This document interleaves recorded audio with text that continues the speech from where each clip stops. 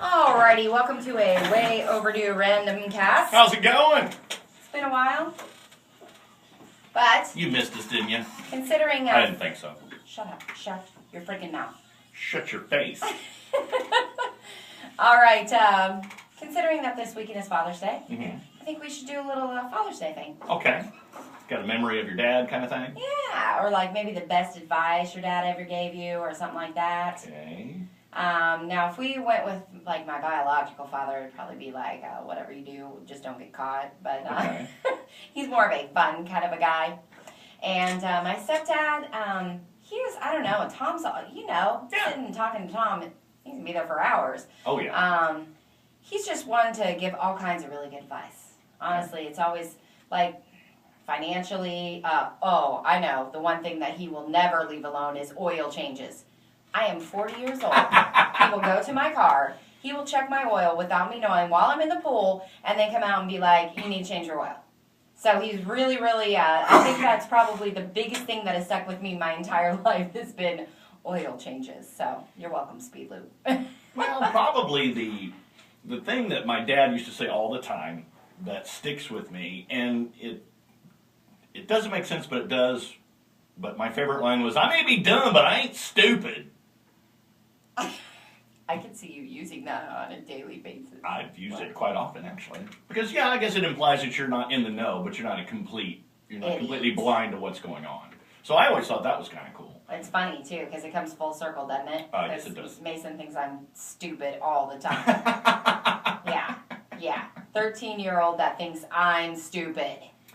No, I think one of my memories of my dad was the day that me and a couple of my friends decided to climb the water tower in Hillsboro at high noon on a Sunday. That was a great idea. I have no idea why. Yeah, but I don't know why we just decided, getting wild hair, and thought we'd climb up it. Now, I'm the only one that got all the way up to the top. I walked around and everything, and it was cool. I thought, this is kind of neat. High noon. And keep in mind, I'm riding my bike. I'm in Coffee, and I'm supposed to be home like at least an hour before this even goes down. So I'm late to be home. And this is back before no cell phones, no nothing, so you don't know where your kids are at. Yeah. So, I'm on top, and then I see like this city, like county car pull up. I'm like, oh no, we're in trouble. So we climb down, and the guy says, you know what, you're going to have to wait here for the sheriff. The sheriff wants to talk to you. I'm like, oh my God. Me and Wally and Kevin are like, oh my God, we're going to get in trouble. 5 minutes later, my dad shows up.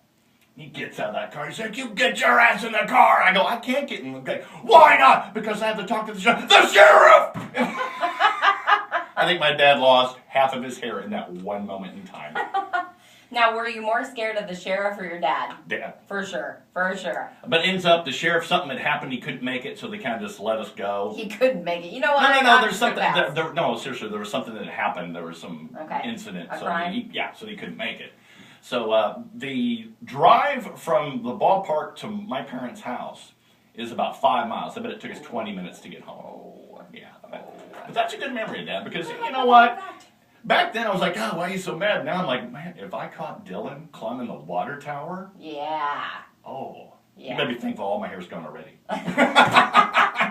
You know what? The one time that I will have to say, and this probably says a lot about my stepdad, one time I got in a lot of trouble at school, and they had to call my parents, and I had them call Tom instead of my mother because I knew my mom was gonna whoop my butt.